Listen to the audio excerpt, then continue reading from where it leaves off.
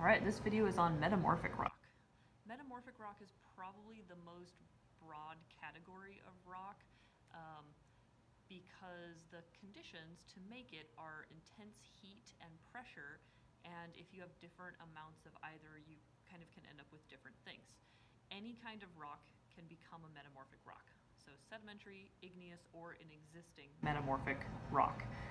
They can end up underground through various tectonic processes that we will learn about later in the unit.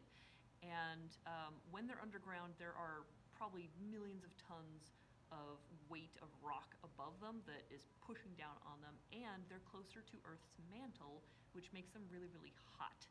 So that transforms the existing rock into something new. And there's a few key characteristics of metamorphic rock. One of them is ribbon-like layers, and this usually happens when a sedimentary rock becomes metamorphic, because the layers that are from, the sand and the pebbles and things settling out, those get compressed and squashed and transformed, and you end up with these kind of, bendy layers in the rock. I hope that's easy to see. The other thing that happens is you get crystals that form. So we've got ribbon-like layers and crystals. And so you get things like quartz. This is a piece of rose quartz. You can also find quartzite on the beach. This is kind of a uncolored quartz. And here's a nice crystal-y example of quartz.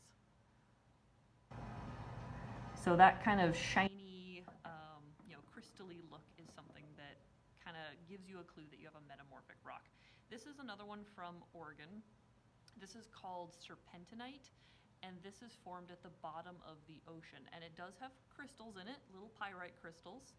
And this one has kind of an interesting, soapy feel to it. And the weird thing about serpentinite is that it has some magnetism. So if you're in an area where there's magnetite, you can kind of feel a pull if you use a magnet on it. And this one's not strong enough, but some of them, a magnet will stick to it. Be careful though, because asbestos also forms in serpentinite sometimes. So just be on the aware. So again, the things that you're looking for metamorphic rock are ribbon-like layers, like in this piece of gneiss, spelled like this.